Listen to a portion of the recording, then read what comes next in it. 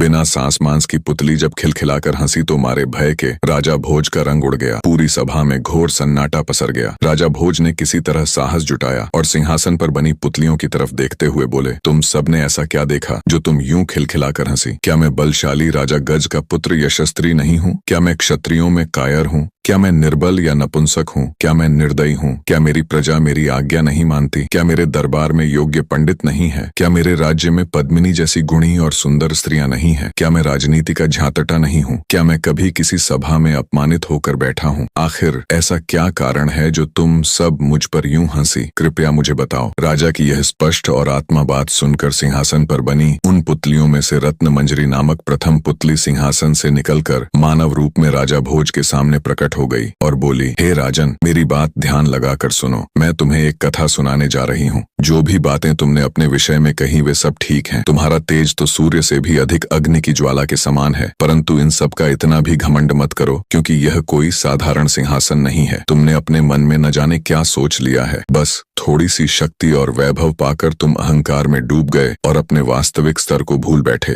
सिंहासन पर बैठने से पहले तुम यह अच्छे से जान लो कि जिस राजा विक्रमादित्य का यह सिंहासन है, तुम उसके एक बाल के बराबर भी नहीं हो। उसके दरबार में तुम जैसे राजा केवल सामान्य नौकरों के समान ही थे। बस प्रथम पुतली रत्न मंजरी की बात सुन पहले से ही खार खाए राजा भोज का गुस्सा 7वें आसमान पर जा पहुंचा। वे भड़कते हुए बोले, अगर ऐसा है तो फिर मैं इस सिंहासन को अभी नष्ट करवाकर फिर से धरती में गड़वा दूंगा। राजा भोज के इतना कहने पर रत्न मंजरी कुछ कहती। इससे पहले ही सभा में मौजूद राजा भोज के कुल पुरोहित यानी उनके गुरु वर्षाचारी बोले, राजन, आपका यह व्यवहार न्याय से बहुत दूर है। पहले पुतली की बात ध्यान से सुनिए, बाद में जैसी आपकी इच्छा हो फैसला ले लीजिएगा। कुलगुरु की बात सुन राजा भोज कुछ शांत हुए और बोले, ठीक है, मैं भी तो जानूं आखिर सच्चाई क्या है। तब पुतली रत्न मंजरी बोली, मैं क्या कहूँ राजन, यदि केवल इन गुणों को ही मापदंड मान लिया जाए तो तुम जलकर भस्म हो जाओगे। जब तुम विक्रमादित्य की संपूर्ण कथा सुनोगे तब तुम्हें खुद पर लज्जा आएगी और तुम जिस जीवन को महान समझ रहे हो तुम्हें यह तुच्छ लगने लगेगा। और रही बात हमें और इस सिंहासन को नष्ट कर फिर से धरती में गाड़ने की, तो हमें कोई भय नहीं। राजन, हम तो उसी दिन मर चुकी थी जिस दिन राजा विक्रमादित्य दिव्य लोक में चले गए थे। इतने में राजा का दीवान यानी उनका प्रधानमंत्री पुतली से बोला, हे सिंहासन की पुतली, अब बातों में वक्त जाया मत करो और अपने इस गुस्से को त्याग कर हमें राजा विक्रमादित्य की कथा सुनाना प्रारंभ करो। तब प्रथम पुतली रत्न मंजरी कथा कहना आरंभ करती है।